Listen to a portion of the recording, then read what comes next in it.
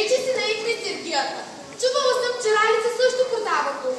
Да, но никой няма да ни купи бижутата. Те не са хубави. Моята приятелка постоянно ми казва, че трябва да спра да ги правя. Глупости!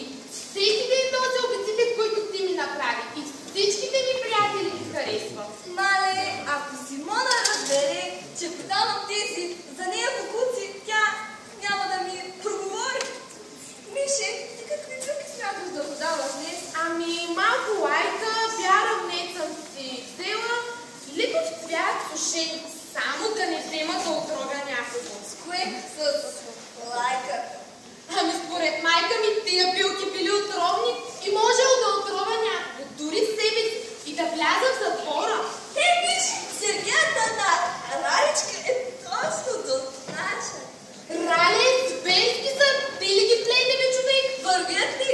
Наистина ли ви харесват?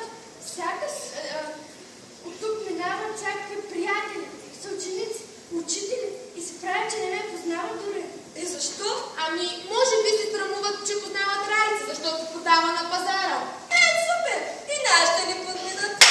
Хайде сега ти си разопаковай нещата, а аз ще се обадя на няколко приятели за подкрепа. Леле, Камене, добре, че ми измъкна от къщи да си разведря малко мозъка и ще ни пия пасажен солта на гръмския лебед съм много впечатлен. Обаче пък, челото в лебеда е най-красивият инструмент. Много ти се кепе, че свириш, Сузи. Много е хубаво. Камене, ти си единственият ми приятел, който слуша класическа музика. Точно за това мога само с теб да си говоря, защото от всичките ми познати само ти я свириш. Свиря, обаче гледам никой да не ме чува. Това пък защо? Защото всичките ми приятели ми се подиграват за това, че свиря на виолончел, а на мен много ми харесва. Свири, Сузи! Не обръщай внимание. Я виж, Ралица и Марина са тук и продават нещата си. Виж, Марина продава гривни, искам да си купя. Аз ще си купя чай от Миша. Нейните вилки са най-хубави. Как сте, момичета? Инче, тия задача са ужасно трудни за мен. Да, и за мен обаче толкова много искам да ги реша. Едва ли някаква си математика е по-голяма от мен. Аз съм сигурна, че ако се упражнява, ще мога да решавам и най-трудните. Когато човек се упражнява в нещо, той става добър. Така е, харесва ли? Да, много, обаче има толкова много неща, които не разбирам. Знаеш как ми е математика. Три, като моята. Ти поне пишеш прекрасен роман, който никой няма да чете. Само си губя време. Глупости! Кой ти каза това? Нашите сестри. Аз пък само ще ти кажа, че момента, в който извънземното спаси детето от сенките на мрака, е много впечатляващ. Как ти виж, стигнахме? Леле, покривките на Ралица са много яки. Наистина ли са маги плети? Рали? Здравейте! Рале, прекрасни са, гордея се с теб. Маринче и ти ли? Браво, най-после. Михаил ме накара.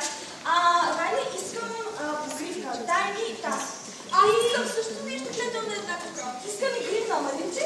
Миша, искам от твоята билкова, от твоята чай. Охо, вижте кой идва. Събрахме се. Да, вие какво правите тук? Те продават, а ние купуваме. Виж какво съм се Ралица. Виж, и гривната ми от Марина. Супер! Аз нали мога да оставя тук тези сладки за пробвам, правя ги днес в кухнята. Знаете, че нашето не разрешава.